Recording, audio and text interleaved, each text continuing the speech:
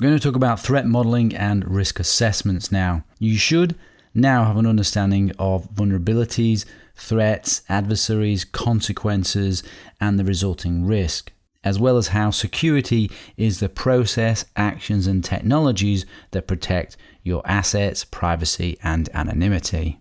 We will now dig a little deeper into how to apply some of what we have learned.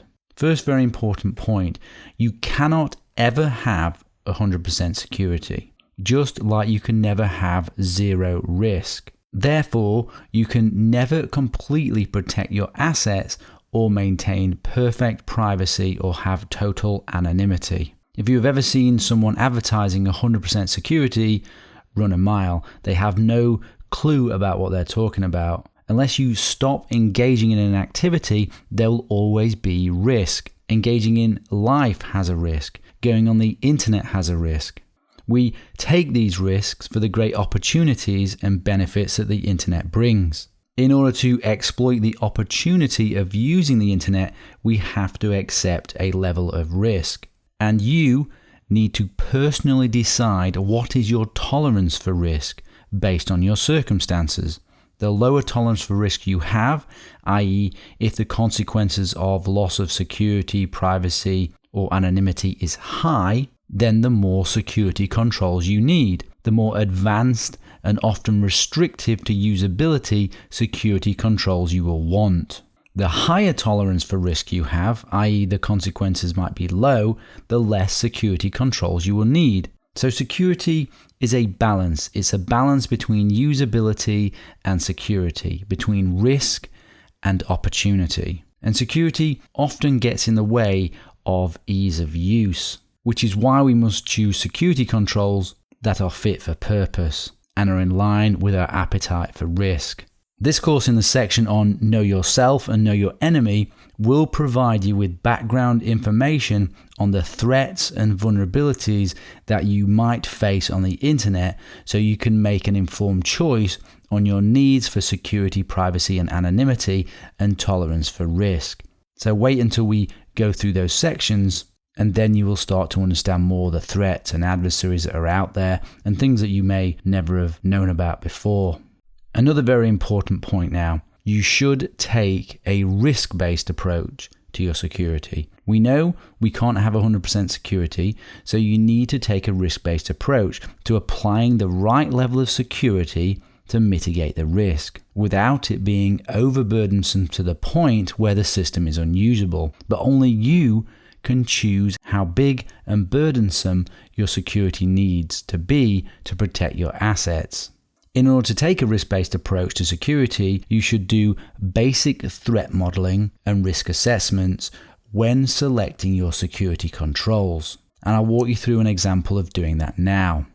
So risk equals vulnerabilities times threats times consequences. So let's go through an assessment process now. First, we start with our assets. You should now have a list or a rough list or an idea of your assets based on the earlier videos. You should have a rough concept of the things you care about and want to protect. Vulnerabilities, threats, and adversaries.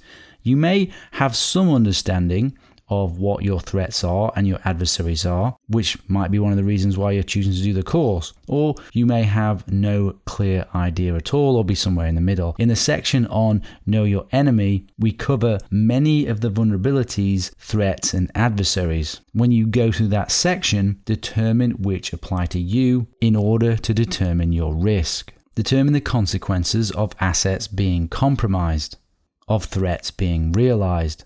When it comes to your assets, consider if they are lost or stolen, destroyed or encrypted so you can't use them, placed on the internet, put in the hands of your adversaries, criminals, hackers, government, law enforcement agencies. How could it impact your reputation, your privacy, your anonymity? What would be the impact of loss of privacy and anonymity? What is your adversary likely to do? Concentrate on the consequences if the threats and adversaries are less tangible to discover. And that's a key point there. Concentrate on consequences in order to determine the risk and the security controls you need to use if your understanding and concept of the threats and adversaries are less tangible, which is actually often the case. you consider the consequences, the impact more. Once you have an understanding of your assets, their threats, vulnerabilities, adversaries, the security controls that are available to you, as you may not know what all the security controls are available to you or even how to configure them, which is part of what the course is, and you understand the consequences of threats being realized, you will be able to determine a general level of risk that you feel you are at. You might have identified particular risky behaviors that you perform, threats, adversaries, vulnerabilities that need the strongest security controls and most attention.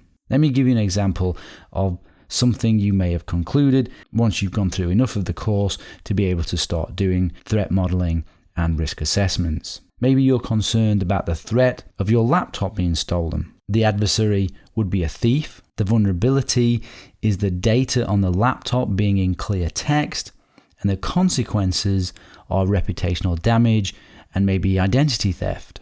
Based on your tolerance for risk, you would select security controls that mitigate the risk, and you should apply security controls to the greatest risks first. The whole course is a series of lessons on security controls, how to apply them, why to apply them, their strengths and weaknesses, and so on. As you go through the course, select, implement, assess, monitor those security controls that we go through. When it comes to select security controls that best mitigate the risks. For example, of the stolen laptop that we were just talking about, you could select whole disk encryption using LUKS, an encrypted boot sector, and pre-boot authentication as some of your security controls that mitigate that threat. Then implement those controls.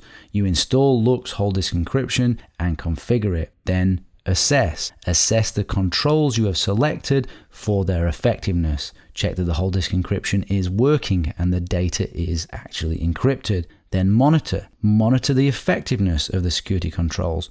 Check for security updates, for example, and vulnerabilities in LUKS, and so on. If a weakness is discovered, you go back to the select stage again. So that's threat modeling and risk assessments. Once you've gone through a percentage of this course, you should start to feel more confident in assessing the threats and adversaries, understanding where your vulnerabilities might be, and then start to understand where you apply the security controls to protect the things that you care about, privacy or anonymity or your files or email. So I hope that helps in making sure you select the correct security controls. It gives you the maximum benefit to protect your assets.